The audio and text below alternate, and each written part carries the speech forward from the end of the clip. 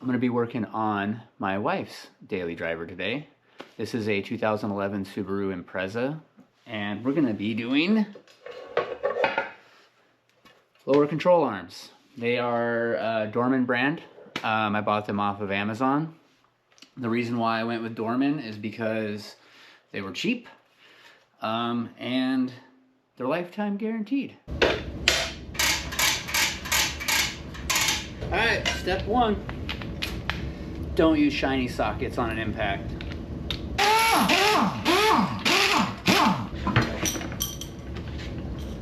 All right, let me get you in here.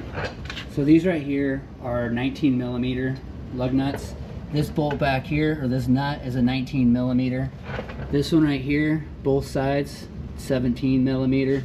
This one right here is a 14 millimeter, and the pinch bolt back in here is also 14 millimeter. That appears to be all that you really need,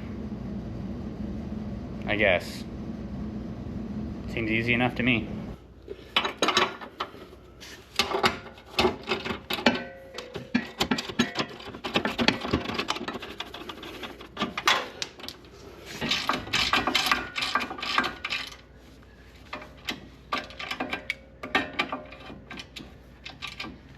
Well, that spins.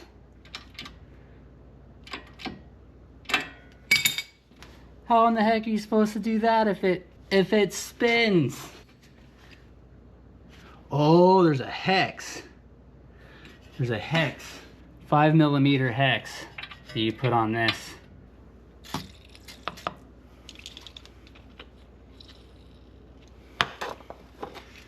Best stuff on the planet.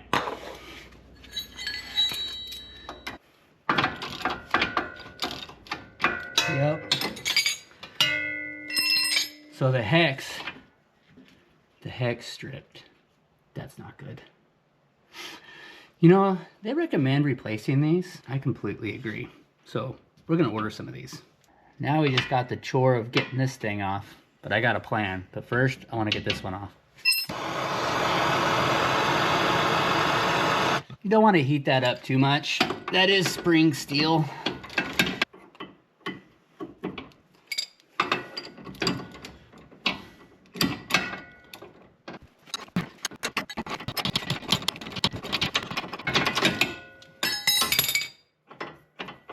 She's warm.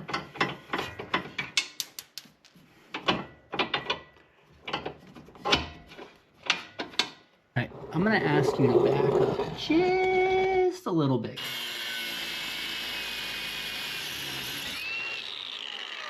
So where were we? Let's just hope that this bolt doesn't give us any trouble.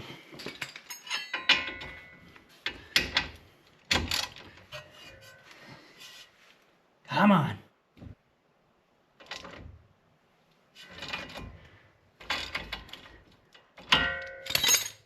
That's really good. All right, so we deleted the end link. Go ahead and take this out.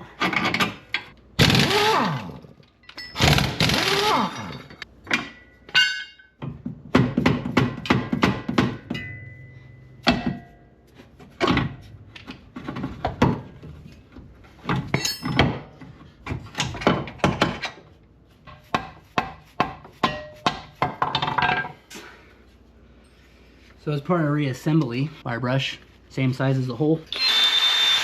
Clean that out good.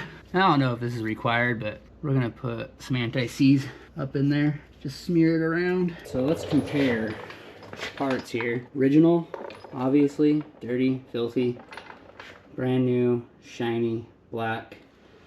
This ball joint has a black coating on it, whereas this one was clean steel, maybe even stainless, I don't know. The angle for this looks like it goes right to this bracket right here. Here, it goes to about here, I would say. I'm pretty sure it's supposed to point to this ball joint, but even the original one doesn't, but it is a little bit more over. It's about right in here, I would say. We're gonna throw it in, so let's do it. And we have this one right here for the ball joint. So the Dorman lower control arm comes with a new bolt, which is nice actually. mean, I imagine that thing has to be like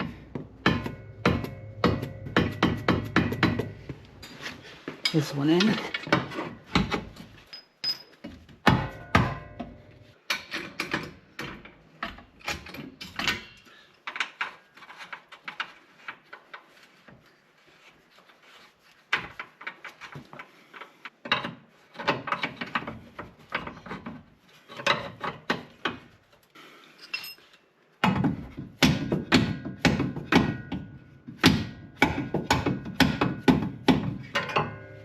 So when I was pounding on that bolt, I was prying down on it and I could see where it was actually okay on this side. It should be all right.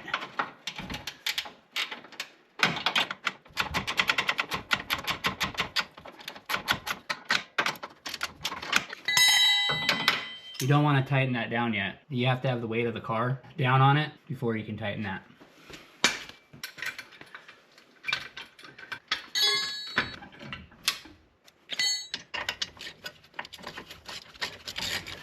Easy peasy.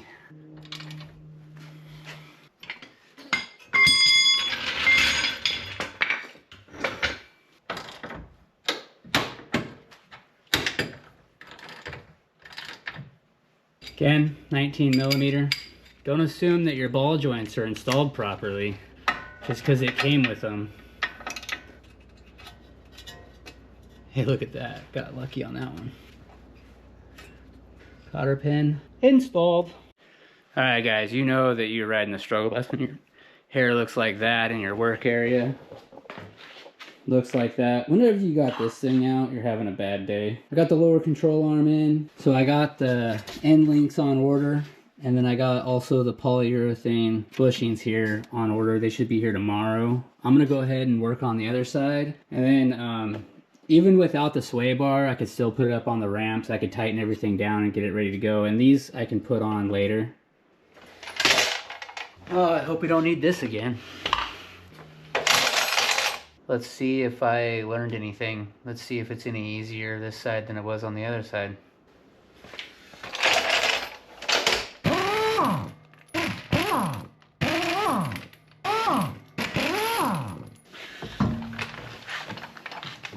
Here, we'll move you to the other side. First and foremost, lubricate everything. Man, this stuff is kind of giving up the ghost. So this is called Croyle, and it's really well known in the classic car community because it's really good at getting rusted bolts, nuts and bolts. The other thing I'm gonna do is I'm gonna heat these up. Here, we'll hook you up with your own light. There we go. We're learning.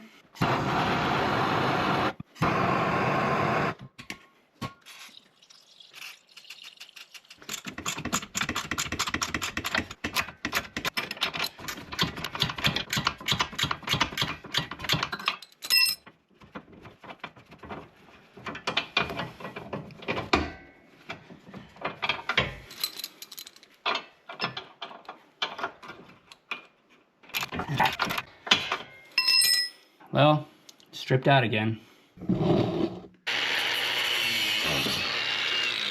I would plan on replacing these. They are just, I mean, you could get in there with a wire wheel, maybe clean up the threads when they've been on this long. You might have to cut them off. I guess we can work on getting that one. Watch me pull out like half of it.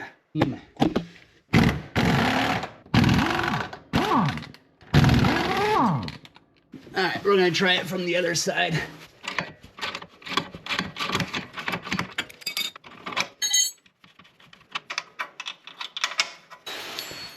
Man, wouldn't the lift be nice? Back to removing this one.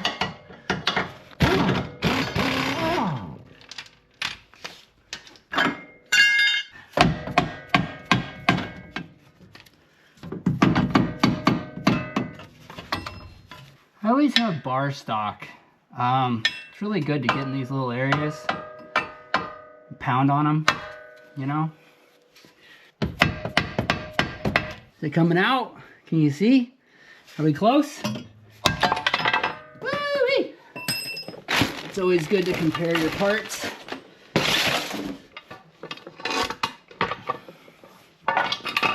What in the world? That's why the pin is there. See, I felt this one was tight. I assumed, so this is on the other side. I assumed this was tight. Okay, well, we'll do what we need to do there. All right, so one of the things I noticed right away, besides this janky loose ball joint, again, pointed to this bracket, whereas this one is more pointed about right here. I don't know if how much that matters, but probably matters a little bit. I don't have this. This must be for a different model. Everything else looks the same. So this is that warning. Avoid premature bushing wear. Do not fully tighten bushing bolts until the suspension is at right height. I mean, what does it matter? This one I understand because it rotates this way, right? So you don't want it to be under constant tension because you want it in its relaxed state when it's under load. You don't want to tighten it under and make that its relaxed state when it's up in the air. Because then when it's down on load, it would be in a binded state. So.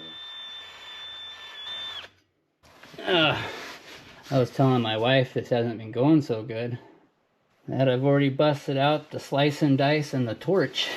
I don't know, what do you guys think? Am I doing okay? First time? Let's go get the small jack again. That worked out pretty slick.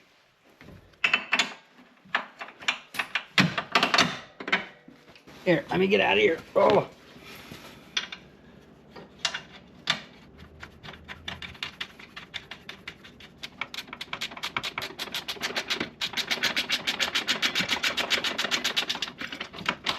Now remember, we don't want to tighten that. If you lose a little bit of finesse, she kind of goes right in, I think. But then again, so is brute force.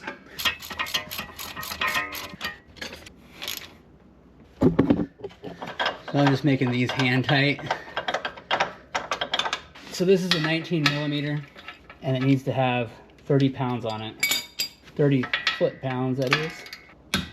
There we go, and hopefully I can get a cotter pin in there somewhere.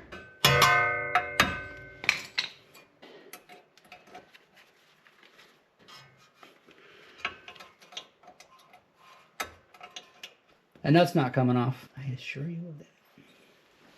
Whenever you do a job like this, you want to make sure that you spray down your brake rotor because you've got your greasy mitts all over it, and grease and brakes don't go together. Clean your discs. So this right here is a wheel spacer. That's for aftermarket wheels. It makes it so the wheels are hub centric. So they usually come with new wheels.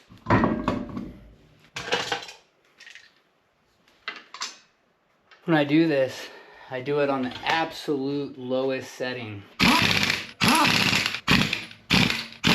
Now on the lowest setting, my impact still requires torque. I'm gonna hold that wheel right there.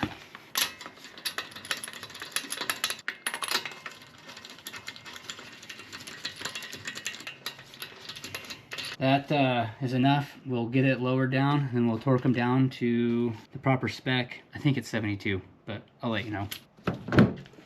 So a lot of times it'll be on this card right here inside your door, but if it's not, you can get yourself a label maker and put it there. That way you can, it's always handy. You don't have to look in the book. 72 foot-pounds for 2011 Subaru.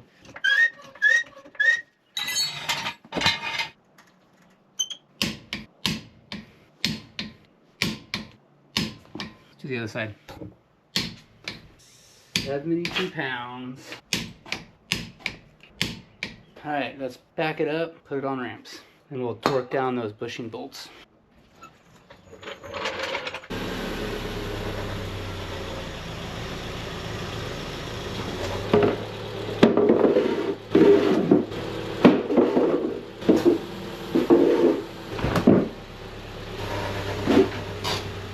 So this one here is 81 foot-pounds. Yeah, these ones are 110.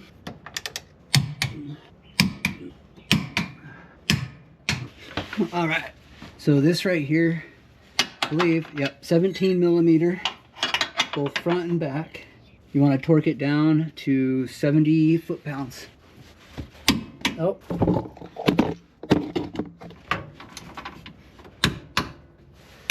Woo! I think that officially does it. I think that's it. So if you watched this far, congratulations. This job isn't as easy as I thought it was gonna be. The videos that I watched on YouTube made it look a little bit easier, but overall, I guess it's not that bad. Thanks for watching. Hope this helped. Take care. Peace. I still have the end links to do. Get me out of here. Man, I'm getting old. So old.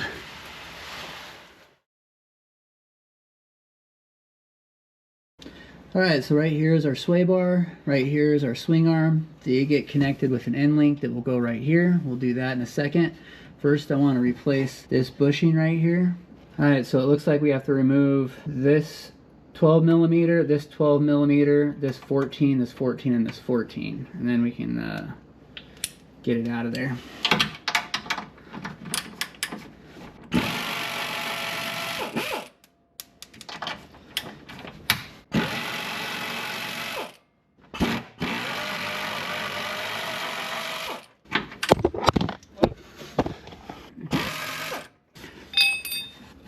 So then we just take that out of there. So I compared to the other side because I took this one off without even thinking about it. This number 19 was on the outside. So that's exactly how I'll put this one together. And actually, let's clean that off real quick. Clean it off with some steel wool.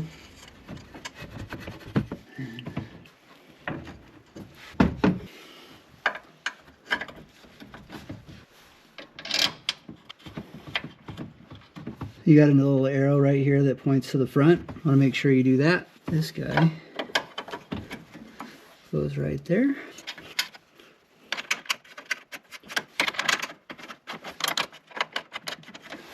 It's not super complicated.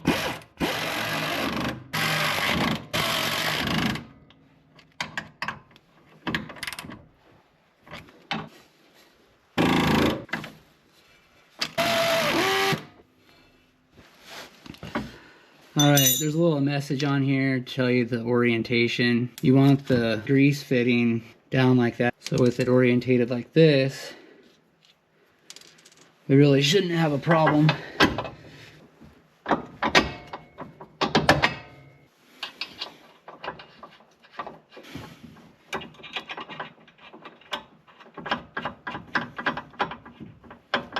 So I got them in there. I have to admit, this would be a lot easier if the tire was off.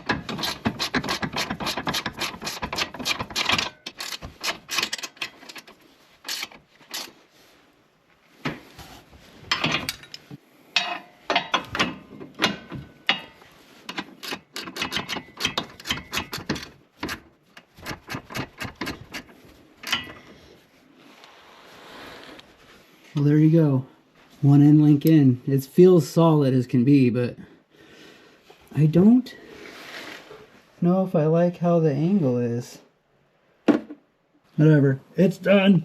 All right, so now we're on the passenger side. Same thing as on the driver's side. I did learn doing from the other side, you want to do this one last because it holds the bracket up, so you can remove this one, and that's the first one that you put in also. I mean, it's nothing big, it's just makes it a little bit easier, I guess.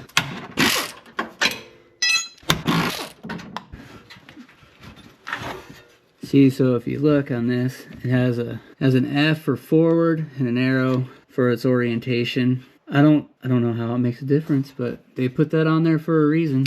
So the brake's in the front. And we'll clean it up a little bit. Alright, so install in reverse order. Now I checked the book and there's no need to put grease or anything in that.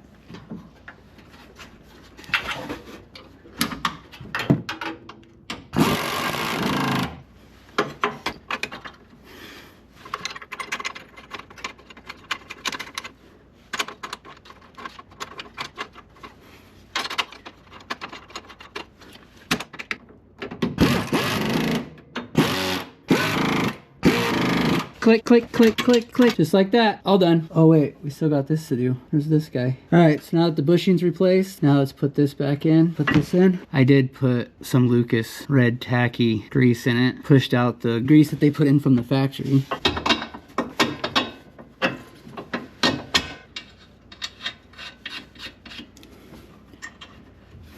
Sorry about the light. I'll have to admit, not a huge fan of these MOOG Links.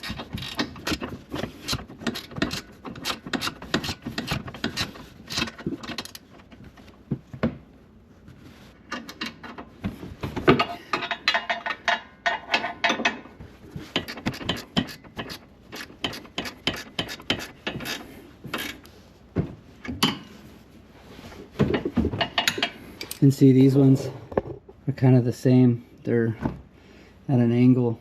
You know, I'm sure they're fine. They're not, there's nothing that's gonna get in the way or interfere or hit or anything like that, but it's just not a very good. Bigger is not always better. Well, it's done. Thank you for watching. As far as these aftermarket parts, the bushings, the MOOG bushings, I would not recommend. I just don't think they're very good quality. For just about, so these are about $12 right now, and I paid $12 for each of the OEM ones, so they're twice the price currently. And when you're talking like 12 bucks, it's worth it. Just get the OEM ones, I would say. That's my recommendation. As far as the end links, MOOG's just not what it used to be. They are a little bit too thick in the knuckles. Maybe that's strength, maybe that's poor materials and they had to make it bigger. I don't know. I thought that they would be good because they were serviceable, they had grease. I really maintain my cars, so I don't mind going under there and greasing them when I do my oil changes. The fit just wasn't right. They're cambered out on both sides. It's not like the Sway Bar is off center or anything like that. They're both that way. So the old end links were straight up and down. These ones are just cambered out a little bit. Not a fan. I'm gonna roll with them because they're installed. And these actually were not cheap. These were pretty expensive. I don't know what the OEM ones were. I should have checked when I was at Subaru, but I'm not taking these out. So hopefully they hold up. All right, thanks for watching. I'm out.